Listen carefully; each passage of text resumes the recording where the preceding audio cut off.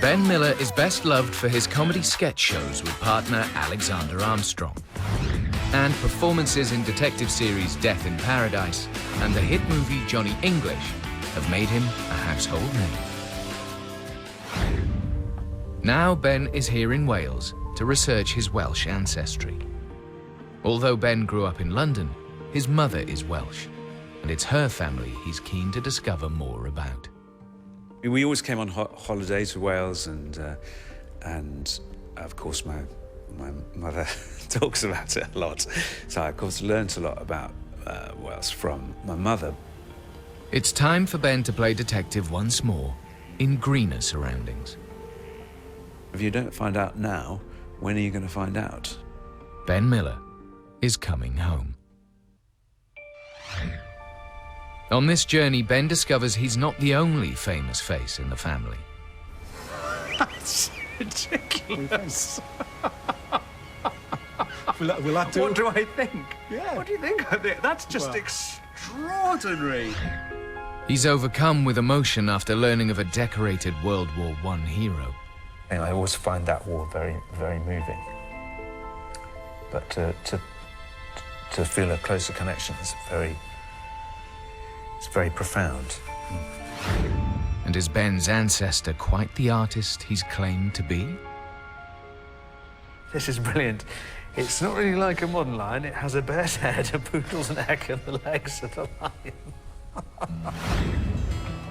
Ben has travelled to Neath in South Wales, a place where generations of his family lived and worked. And it's here at St Thomas's Church in the heart of Neath that Ben has arranged to meet with genealogist Mike Churchill-Jones for the reading of his family tree. Hi, Ben. We've been researching your Welsh ancestry. And this is what we've come up with. Oh, wow. It's enormous. Wow. That's incredible. Ben can see he has ancestry in Glamorganshire dating back to the early 1700s. And even further back in Montgomeryshire and Brecconshire. On your mother's maternal side, the Thomas line, Yeah. you come from deep farming stock in Brecconshire, which you expected? I kind of hoped, yes. I was sort of hoping. I felt like farming's in my blood, so yeah. I'm pleased about that. They were from the village of Llangamach, and a guy called Thomas Thomas, your second great-grandfather. Yeah. He was a farmer and a sheep dealer there. Oh, that's exciting. I can go hill walking in Brecconshire now. Great. Generations of Ben's family worked in the timber industry. But things changed with his great-great-grandfather, Joseph Hopkins. And he went to work for the railways as a railway porter. But as I say, his family trade was as a sawyer. What do you know about being a sawyer? I'm thinking they wouldn't have had huge mechanical saws then, so quite hard work, I would imagine. Finally, Ben's journey of discovery will be monopolised by a family name handed down generation after generation.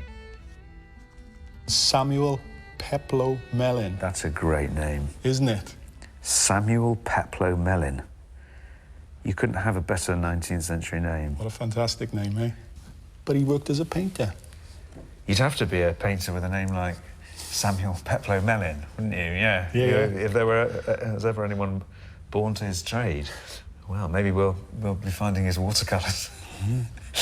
I don't know. Wow.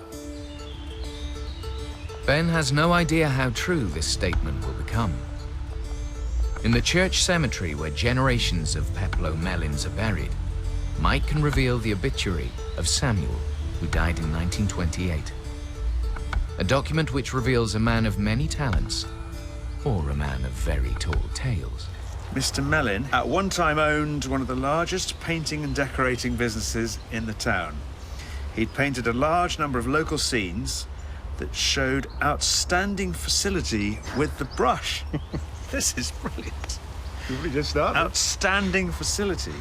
So I would say more than a painter and decorator, thank you very much.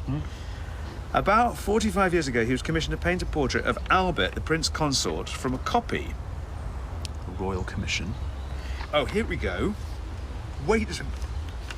This is brilliant. He was a clever musician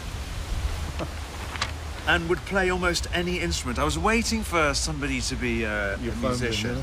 He was an all-round athlete, being a good cricketer and a champion of the ice. He played cricket for the old Cadoxton Club and remembered the late W.G. Grace playing cricket on the ground, which is now the Victoria Gardens. This is just a sort of, this is like a character from a sort of Boy's Own manual, isn't it? He's fantastic. Mr. Mellin was one of the finest figure skaters in Wales and won the Neath Championship. He was also a first-class shot. He'd been up in a balloon and had the exciting experience of being shipwrecked while painting the cabin of a ship. What do you think of all these claims about this man? Well, I think they're true. Right. I mean, I don't think any of this is exaggeration. I think this is probably a pale imitation of this extraordinary character. Would you like to try and delve into this man's life a I bit more? would. Nothing would give me more pleasure than to find out more Let's see if we can... about local artist Mr. S.P. Mellin. Wow. Well, I think he's a tremendous character. I have to say, it has a slight air to me of another unmentioned talent, which is storytelling. But let's see. I'd love to know if any of that is true. But first, Ben is going to learn more about something he feels is in his blood. Ben was thrilled to hear of his deep farming heritage. But what Ben doesn't know is that his great-great-grandfather Thomas made a life-changing decision during a difficult period in Welsh farming history. He's visiting St Fagans National History Museum to learn more, and is met by farming historian Dr. Eirwyn William. 1882, that was the year your great-great-grandfather took an important decision, important for him, for the family, and indeed for you, ultimately. Yeah. He decided, actually, he was going to move his family. He was 63 years old. He had a much younger wife. Really? He had 7 children, all under the age of 12. What? All under the age of 12, so he'd been a busy boy. Yeah. But he decided to take a momentous decision and move his family from what to us would be this idyllic rural landscape and move them again to what we'd characterised, I guess, as the industrial hell of Dowlais near Merthyr Tydfil. And it begs the obvious question, why did he do it? Yes, exactly. Actually, the Welsh countryside in the mid-19th century was falling apart, essentially. Landlords weren't investing as they should have been. Yeah. Thomas was a tenant farmer. He had no security of tenure. And equally, this was the period when food imports start coming to Britain for the first time in large quantities. Ah, really? So not only was wheat Yeah. coming from the Canadian prairies, for example, Yeah. but things like frozen lamb was Right. starting to come in as well. And the Yeah. consequence was, inevitable. He gambled everything on moving his family, Yeah. and the rest is history. Thomas worked as a plate layer on the railways at the heart of the Industrial Revolution until his death in 1895. His family never returned to their farming roots and stayed in Merthyr Tydfil, working in the coal mines for generations to come. Whilst conducting his research, genealogist Mike Churchill-Jones decided to have a look at Ben's father's side of the family. He spotted the unusual last name of Ben's great-grandmother and found something quite extraordinary. Well, her full name was Rose Elizabeth Lincoln. Lincoln. Do you know anybody else called Lincoln? Andy Lincoln, the actor. Abraham Lincoln, the President of the United States.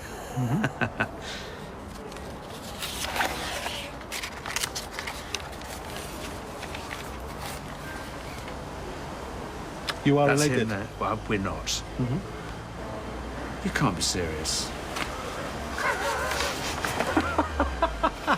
You cannot be serious. Oh my goodness. How brilliant. There she is. Look at that. Rose Elizabeth Lincoln. Rose Elizabeth Lincoln. And we go back through the Lincolns, we go The whole line the whole line back goes to... all the way back to early 1500s. That's ridiculous. Will that do? What do I think? Yeah. What do you think? I think that's just Well- extraordinary. That is... That's absolutely incredible. Picture of your cousin. It's my cousin Abraham Lincoln. Well, I mean, I knew we were... Do you know? obviously, I knew we were a distinguished family of many generations. There's a bit of you there, isn't there? No. There is literally a bit Shape of me of the there. nose. Shape of the nose. There is literally a bit of me there. Yeah, there literally is. Do I get to keep the $5? I think so. Earlier, Ben read the colourful obituary of Samuel Peploe Mellin, a document which made many claims, including that of a talented musician, sportsman, and figure skater. Ben is visiting Neath's Historical Society to meet with Haith Ladd Lewis, who's been looking into the claim that Samuel played for the local Cadoxton cricket team, and he's discovered the club's original records. It is possible that even though he didn't play for the first 11, that he played for the second 11. Right. And whilst we were going through the file, we did come across a photograph of the second 11. Really? And I don't know if you can have a closer look and see whether you can recognise him, maybe. We're not sure which one he is, but... Well, I'll tell you straight away which one I think he is. It'd be the one that looks exactly like me. I mean, that's like me with a moustache, isn't it? And a stripy very similar. cricket cap on. Yeah, very, very similar. And of course, he would have been 41 years of age at the time. I feel this. I honestly think if we got some costumes and mocked up, and you put a moustache on me and you put me in that photo, I don't think you'd be able to tell us apart. Very similar. There is a similarity, isn't there? The obituary also claims that Samuel witnessed the world-famous cricketer W.G. Grace play right here in Neath. Haith has discovered some vital evidence in the form of a painting from 1868. This is wonderful because the actual club didn't know about the existence of this particular painting in its original form. Really? And, of course, there's evidence here that Grace was actually playing in the game. Is that Grace there behind the wicket with his long beard? With his long beard. And his rather portly frame. Very portly, isn't it? So based on the research that we've done, we can now sort of legitimise the fact that that W.G. Grace did play here in Neath. We've been able to prove it without doubt. And, you know, this was a piece of the history of the club that they weren't aware of. Isn't that great? Yeah. So Samuel's obituary claim to have seen W.G. Grace play cricket in Neath is in fact true. Well, I'm just thrilled. I mean, I think that's as much confirmation as we could hope for. I think if I'm learning anything, it's that these stories that get passed down through families, and in that case, you know, told to a newspaper, but it was obviously a sort of family story. So often they turn out to have more than a grain of truth. They turn out to be, you know, absolutely copper-bottomed truth. You know, it's wonderful. Next, Ben is going to learn about Samuel's grandson, another Samuel Peploe Mellin, born in Neath in 1893. Samuel was a soldier in the First World War and fought in the Battle of the Somme. But this was just the beginning, as historian Dr. Jonathan Hicks can explain. His biggest test came in November 1917, when the Battle of Cambrai began. I don't know about that battle. What was that? That was the battle that followed the Battle of Passchendaele, which you would have heard of. The yeah. Ypres. And the ground over which he fought was absolutely appalling, as you can imagine. And this photograph gives you an example. It was just mud, wasn't it? And mud. And you can see the men here living like rats in the ground. it's horrendous, isn't it? They call it no man's land, don't they? Yes. That's exactly what that looks like out there, isn't it? And Samuel's officer, Captain Smith, left an account of what it was like. Yeah. I'd like you to read that for us, please. The sunken roads leading from the trenches are littered with dead men and dead mules, wrecked general service wagons and limbers. The night's worse than the day as the hellish shelling continues. By the flashes of the bursting shells, one gets strange, momentary pictures. The tired, strained faces of nerve-racked men, and the wet shining of steel helmets, and the waterproof ground sheets which most of the men have round their shoulders. The First World War, for some reason, I think it's the lions led by donkeys sort of idea. I just always find it so moving, the whole idea of the. I'm gonna. I find it such a. It's you know, I think the Second World War was such a necessary war, but the First World War always seems like such a absolutely futile exercise. I said I wasn't going to get upset on this program. I'm not getting upset on behalf of my ancestors. It's a general thing. I always find that war very, very moving. But to have someone from, you know, to feel a closer connection is very.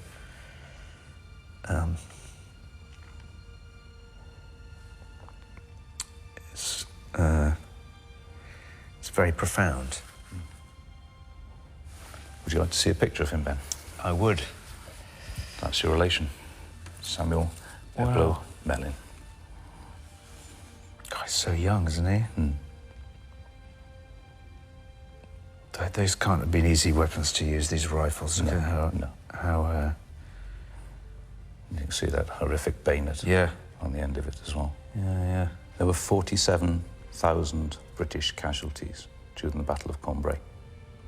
It's just horrendous, isn't it? But Samuel survived. He didn't. He survived. And more than that, Ben, he was awarded commendation for his work during the Battle of Cambrai. And what he did for that long period of time was to keep the communication lines open between the divisional and brigade headquarters. And that meant going out every time there was a break in the telephone wire. It was his job to go out there under German shelling. Major General commanding 20th Light Divisions received a report of the gallant conduct of Acting Corporal S.R. Mellin, and he wishes to congratulate him on his fine behaviour. Isn't that great? Fine behaviour. Fine behaviour. That is fine behaviour, isn't it? Absolutely. Because there was no way that he could fight back, because obviously shells were coming in from some distance away. All he could do was hope that the next one didn't have his name on it. You know. And what we have here, some artefacts from Samuel's family which show the medals he was awarded, the dog tags he was wearing during the First World War, Wow. Sigma's badge, and his cap badge. It's more trauma than any other generation has probably faced. And to know that someone in my family was at the centre of it, yeah, it's very...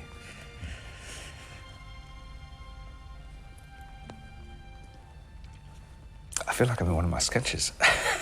I literally, this is exactly what I didn't want to happen, but I'm glad it's happened. But he survived. Yeah, he survived, and he did it. And you know, he obviously did. You know, really played his part, and that's a tremendously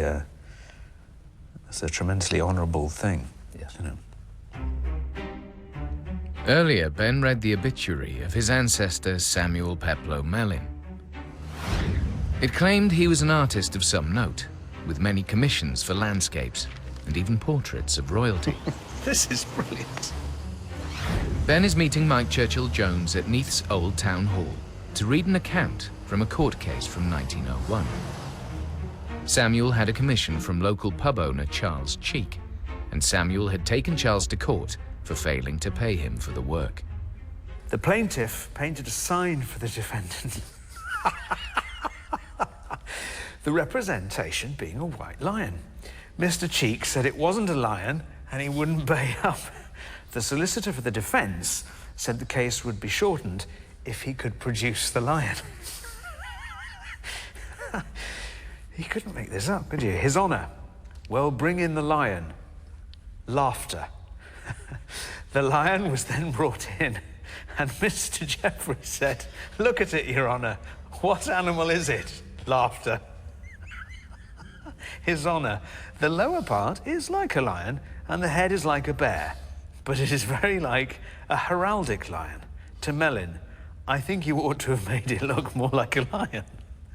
There's no such thing in nature as a white lion, but you can hardly say that this is a satisfactory lion. It's not really like a modern lion. It has a bear's head, a poodle's neck, and the legs of the lion. Laughter is recorded in the courtroom. I think it should be altered, and I advise you to alter it. Mr. Cheek, you won't object to its body being made a little bigger, its neck a little smaller, and its head a little more like a lion's? Cheek, no, sir. Laughter. There's hysterics in court. Indeed. So maybe not such a great artist, S.P. Mellin. Or perhaps just interpreted it as a heraldic lion, not a, not an African, not a modern lion. It's almost like each click brings you into a clearer focus, so you start with someone who we have this wonderfully sort of florid obituary, and as we dig a little deeper, we discover maybe by the time it was 1901, his painting skills were on the way. This is not the end of Samuel's story. But for now, Ben is heading to the sawmill at St. Fagans National History Museum to learn more about the generation of ancestors who worked as sawyers. But more importantly, what would have led one of them to leave his job as a sawyer to work on the railway? Historian Nathan Goss can explain. It could be a couple of reasons, really. The railway had just come to Neath, so it could have been a better paid job. And the other reason, really, it could have been the invention and progress of the steam-driven saw. In sort of the 1830s in London, around 1837, if my memory serves me right, the first steam-driven pit saw turned up on the banks of the Thames right by Tower Bridge. And instantly when they started that saw up, it put 70 pairs of sawyers out of work. Wow. Straight away. Ben's great-great-grandfather may have given up the saw, but that doesn't mean Ben can't have a go himself. I'll start off with a sawyer's handshake, because you wouldn't have had a thumb in those days. You think lots of my ancestors probably gave that a handshake? No, ideally, this saw should be, if I just have it off, should be at 90 degrees. Oh, okay. So if you imagine you were standing on top of a platform now, because you're the ancestor, you're the top dog. So you were standing on top of the pit frame, and I was at the bottom because I was the apprentice. And I'm the underdog, and you're the top dog. So am I going to stand on here? No, we won't do it like that. But it'll give you some sort of idea. It gives an idea. If you imagine now, I got one cut with this now is down to me and back to you. That's only one cut. That's one cut. Yeah. Okay, so you pull. Yeah, I pull like that, and now you pull it back. Okay. See, I'm a natural. It's in the blood, Nathan, you see. Look. Well, I'm missing the log entirely. Try it again now, I'll get you started. You didn't make a good enough groove. That's what happened That's there. probably what it is. Okay. Why is this not working? Oh, it's That's it, hard. you got That's it. why. You've got to really pull. Yeah. Now you There we go. There we go. So let's get sawyering. That. I think this will make a really good coffee table, possibly. Or I think it might be a matchstick. get a matchstick. There we go. Ben's time in Wales is nearly at an end. But before he leaves, The team looking into the obituary claims of Samuel Peploe Mellin have given him an address to visit in Bridgend. An address of someone who may have more information for him about the Peploe Mellins. Nice to meet you. Lovely to meet you. Come in. Thank you. And this lady has more than a few surprises for Ben. I'm Janet, and I'm your fourth cousin. Right. And my maiden name was Mellin. Oh, are you a Peploe Mellin? Samuel Peploe from the First World War was my grandfather. Really? Yes. Oh my word! I saw his medals, and I found it incredibly moving. Actually, Janet, I just couldn't. It was very hard to understand that kind of bravery, and you must be very proud. I've got a little photo. Hang on. Yeah. There of him. But Yeah. he was never called Samuel. He was always called Pep. Pep. Yes, from Peploe. He was always known as Pep Mellin. Everybody, you could ask anybody in the town, and he was always called Pep Mellin. And Samuel's grandfather was the man with the controversial obituary claiming to be an artist of some note. Samuel Peploe, Yeah. great-great-grandfather. I have something here that you might like to see. Really? Yes. Am I allowed to open this? Yes. Okay. Wow. Is this one of his Yes, it is. paintings? Look It's at got that. 1891. 1891. That's an oil, is it? It's got a bit of damage on it Yeah. from the old, and it's got basically coal dust, I would have thought. This is really very good. Sad to say, it's been up in the attic for about Really? as long as I've known, because my father's never had it on the wall. No. No, and I don't know if my grandfather ever had it on the wall, because his father gave it to him, and it's just been passed down. They do say that, to be able to paint horses is one of the It's very, very difficult, apparently. isn't really it? difficult skills. Yeah. Look at that. Do you know what? I'm really pleased to discover that he was actually, because quite often I think he doesn't get full credit. He gets described as a decorator or a painter and decorator, and you think, no, he was an artist. Ben's journey into his Welsh ancestry is now at an end, and he can leave knowing his ancestor Samuel Peploe Mellin was a true artist and lived an extraordinary life. The painting totally legitimizes the obituary. It proves everything that's in there. This is not a painter and decorator. This is an artist. It's a man with something to express. And how does he feel about his whole journey coming home? It's almost like a kaleidoscope coming into focus, and suddenly you see everything in a very new way, and it has a huge emotional impact. You know, and I'm getting emotional about it now. But you know, I'm proud to come from a culture that's not afraid to show their emotions. So.